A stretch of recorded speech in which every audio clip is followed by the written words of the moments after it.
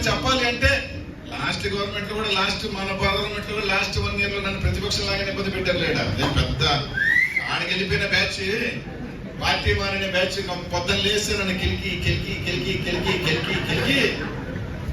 Party మారిపోతాను అసలు నా మీద నిందేసి. నిజంగా కూడా చెప్పాలి అంటే ఈరోజు వైఎస్ఆర్ కాంగ్రెస్ పార్టీలో ఒక్కొక్కసారి నిన్న కార్యకర్తలకి నాయకులకి చెప్తా ఉన్నా, మనం ఒక్కొక్కసారి కొత్తగా అధికారంలోకి వచ్చినప్పుడు కొన్ని పొరపాట్లు చేస్తాం. పొరపాట్లు అంటే పొరపాటు అని చెప్పను కానీ ప్రజలకి ఏదో ఎక్కువ మంచి చేయాలా, మన కార్యకర్తలు కొంచెం ఒక అడుగు తగ్గి ఉండాలా, ఏదో రకరకాల ఆలోచనలో మొట్టమొదటిసారి అయ్యాము కదా అన్న దీంతో అన్న దగ్గర నుంచి అందరం కూడా తెలుసో తెలియకో చిన్న పొరపాటు జరుగుతాయి. తర్వాత ఒక చిన్న కరెక్షన్ వస్తుంది మనందరికీ కూడా.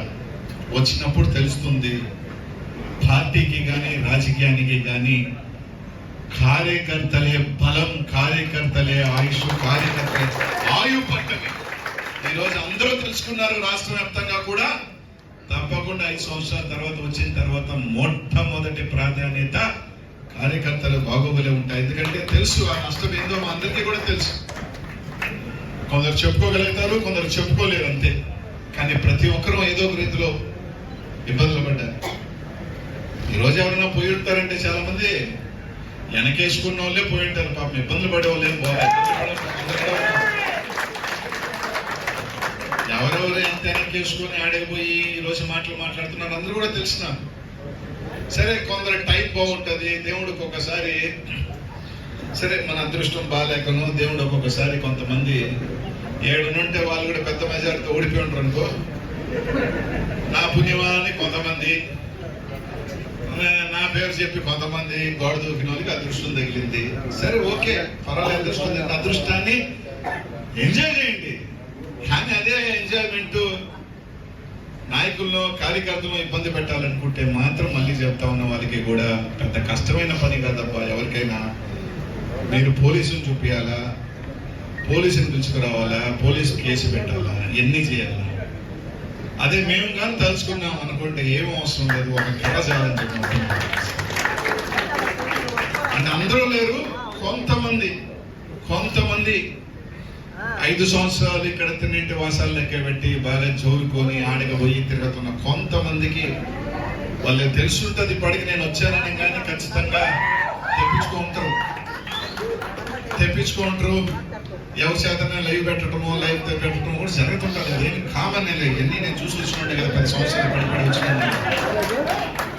వాళ్ళన్నీ వదిలేసుకొని ఏం మాట్లాడుతున్నాడా అని చెప్పుకొని ఉంటారు కొంతమంది. వాళ్ళకి కూడా చెప్తా ఉన్నాను, కాలం ఎప్పుడు కూడా ఇలాగే ఉన్నది, ఇలా కూడా ఉంటుంది. ఈరోజు కొంతమంది నిజంగా బాధేస్తుంది. నేను గాని మంత్రిగా గాని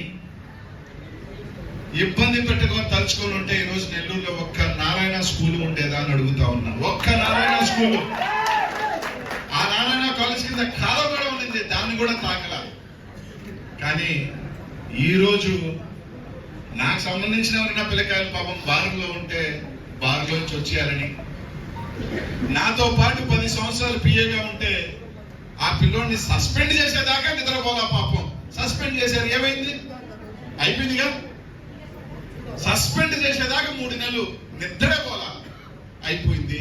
సస్పెండ్ చేసేశారు, కామన్ అయిపోయింది. ఏముంది 6 నెలల తర్వాత మళ్ళీ వస్తాడు. ఇంతకన్నా ఏం పీకుతారని అడుగుతాం. ఈరోజు చేయాల్సినంత చేసేది మళ్ళీ బయటకు వచ్చి మేము ఎవరిని కక్ష సాధింపు చేయము, మేము చాలా నిజాయితీ పరులము, ఇవన్నీ ఏందని అడుగుతాం. ఆఖరికి అతను అప్లోడ్ మీద 4 కేసులు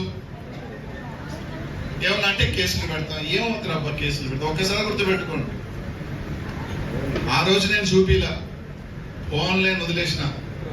ఈ రోజు మీరు ఏదో అన్నట్టు చూపిస్తా ఉన్నారు. భగవంతుడు మళ్ళీ ఒక్క అవకాశం ఇవ్వకపోడు, దానికి 10 మీకు ఇవ్వకపోను అని మాత్రం తెలియజేస్తాను అందరికీ కూడా. ఎవడైతే ఇబ్బందులు పెట్టాలని చూస్తున్నారు, అరే మీరు ఎక్కి గుమ్మం ఎక్కి రోజు నేను బాధేసింది. నాకు నిన్న మా సోదరులు, నా తమ్ముళ్ళు, మా అన్నలు, కార్పొరేటర్లు పాపం చేయాలని పోతే ఆ చెట్టు కింద ఒకరంట, ఈ చెట్టు కింద ఒకరంట, ఆ పొట్టు కింద ఒకరంట, ఈ పొట్టు కింద ఒకరంట, పొద్దున్న 7:30 నుంచి కాసుకోన్నారు. సరే కాసుకోన్నారు, సరే ఈడ పోటీ చేసిన ఆయన ఇప్పుడు మంత్రిగా ఉన్న ఆయన ఆ దారిని పోతావరే మన పార్టీలో చేస్తున్న మన కార్పొరేటర్ లేని కనీసం బండి ఆపి కూడా దిగి పలకరించిన పాపాలని నేరుగా పోయాడండి. అప్పుడు అనుకున్నారు ఇదేమి కర్మరా మన బతుకులు ఇంత దారుణంగా తయారైంది. ఖచ్చితంగా అనిల్ కుమార్ యాదవ్ గుర్తొస్తాడులే వాళ్ళకి. పోయిన వాళ్ళకి అనిల్ కుమార్ ఒక్కొక్కసారి మన వాల్యూ ఎప్పుడు తెలుస్తుంది, ఇట్లాంటప్పుడే మన వాల్యూ తెలుస్తుంది.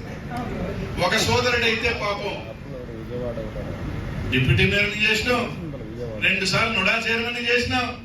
సరే ఎన్నికలు అప్పుడే నువ్వేం చేయలేదు తూచని నిలిపాడు అనుకున్నాను, వదిలి నాకన్నా నేను అవమానం చేస్తున్నానని లాస్ట్ కి అక్కడ పోయి ఏం చేయలేడు. 30 మందిలో ఒక మూల నిలబడి కంటి వేసుకున్నాడు.